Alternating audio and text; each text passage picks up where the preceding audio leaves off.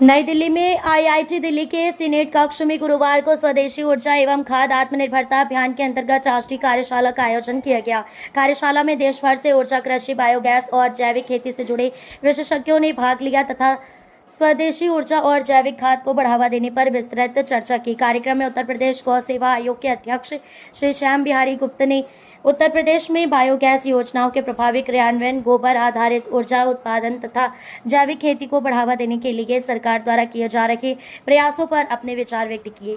उन्होंने कहा कि गोबर आधारित बायोगैस संयंत्र किसानों की आय बढ़ाने, स्वच्छ ऊर्जा उपलब्ध कराने और प्राकृतिक खेती को प्रोत्साहित करने में महत्वपूर्ण भूमिका निभा सकते हैं। कार्यशाला में बायोगैस तकनीक, सीबीजी, कॉम्प्रेस्ड बायोगैस, जैविक उर्वरक, ऊर्जा आत्मनिर्भरता तथा ग्रामीण अर्थव्यवस्था से मजबूत बनाने जैसे विषयों पर विशेषज्ञों ने अपने शोध और अनुभव साझा किए। इस अवसर पर मिरेकल्स एग्रीग्रीन सॉल्यूशंस प्राइवेट लिमिटेड द्वारा विकसित ईबीसी बायोगैस यूनिट का भी प्रस्तुतिकरण किया गया, जिसमें गोबर से गैस और तरल जैव उर्वरक उत्पादन की आधुनिक तकनीक की जानकारी दी गई। इस अवसर पर पद्मश्री भारत भूषण त्यागी की प्राकृतिक खेती एवं जैविक कृषि के क्षेत्र में उल्लेखनीय योगदान का भी विशेष उल्लेख किया गया। वक्ताओं ने कहा कि भारत को ऊर्जा और खाद्य के क्षेत्र में आत्मनिर्भर बनाने के लिए प्राकृतिक खेती, बायोगैस और जैविक उर्वरकों को व्यापक स्तर पर अपनाना समय की आवश्यकता है। कार्यशाला में शिक्षाविदों,